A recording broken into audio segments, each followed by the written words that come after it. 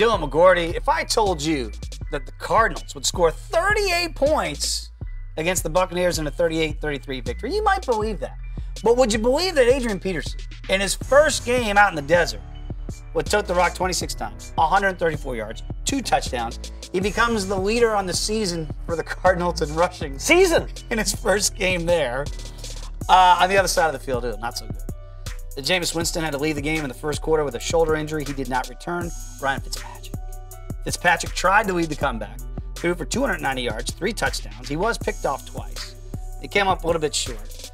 But all of a sudden, you look at all-day Adrian Peterson, and you start to go, well, Sean Payton, were you not utilizing him correctly in New Orleans, or is this just a need in Arizona, and it's the right situation for AP to finally be in? This was the perfect move for Arizona to make, and I already thought, man, that's a good move. You know, with David Johnson out and the way they want to play football, what opens things up for an aging Carson Palmer that looks every bit his age at this point. You know, what's going to help him out? What's going to help him to be able to get first downs and lead scoring drives? What's going to be able to help him get the ball to Larry Fitzgerald, who does not look his age? No.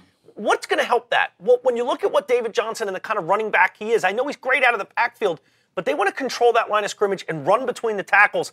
That's not really something Sean Payton and the Saints want to do. So even though it always felt like a square peg in a round hole with AP in the Big Easy, this all of a sudden felt like the square peg, square hole, and we're seeing it. It fits perfectly, and you know, obviously not every week is going to be 134 yards and 2 touchdowns on the way to a win, scoring in the high 30s, but it was today, and maybe they benefited a little bit from the Jameis Winston injury. I know you feel like maybe this team some questions here about is better Jameis off Winston. with Fitzmagic. Yeah, and look, I get it. Jameis Winston, this was supposed to be the year where he really takes that next step. 2 great receivers, one that takes the top off. Right, they got a good defense on paper. They have a good offensive line. They've got skill weapons at the skill positions, and Doug Martin's back. And what's not working?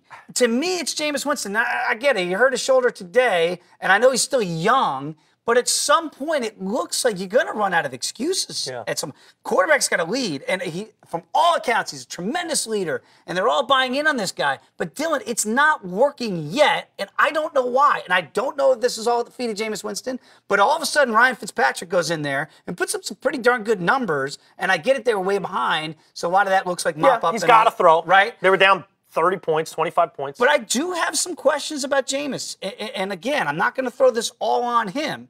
But at some point, you will run out of excuses, and you're going to have to step up if we're supposed to believe that you're an elite quarterback. That's a guy that's supposed to be up there in that top 10 category. Right now, I haven't seen it. I agree with you. And I certainly haven't seen it consistently. No. I've seen flashes of it. I've seen him. Physical traits are there. Yeah, and I've seen the physical traits manifest themselves to some great moments on the field. But moments, games, not stretches of time, and certainly not seasons at this point.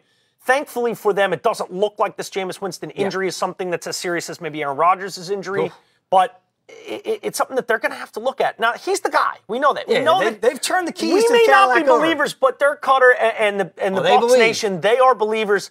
But I agree with you. If I'm a Bucs fan, I got to really ask more of my quarterback if they're going to compete in a very tough, very competitive NFC South and in a tough NFC in general. So, some questions being asked down in Tampa, and a valiant comeback by them. But now you sort of ask, is Arizona a player in a NFC West where Seattle? I still don't really buy it. But you're right. Adrian Peterson looks like it's exactly what they needed, and at least for 1 week, that was like the best duct tape of all time. Right? Pretty good guy when you get a future Hall of Famer to fill in that hole.